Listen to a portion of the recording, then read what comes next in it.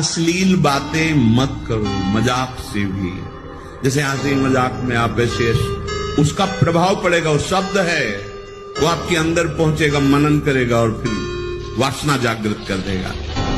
आप कोई ऐसे कपड़े बनावटी मत पहनो, आप अपने शरीर की वेशभूषा ऐसी मत बनाओ, आप ऐसे शौकीनी प्रकट मत करो जिससे तुम्हारा शरीराभिमान पुष्ट हो। इससे काम बढ़ेगा, इससे वासना बढ़ेगी। बाबा कह रहे हैं कि ऐसे कपड़े, ऐसी सजावट, ऐसी बनावट, ऐसे लेपों के लगाने से शरीराभिमान पुष्ट होता है और आपकी काम वासना बढ़ती है।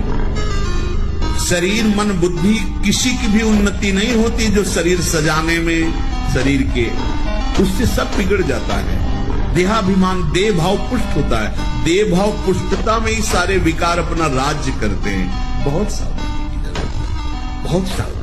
बड़ा पवित्र वेश, पवित्र वस्त्र पहनो।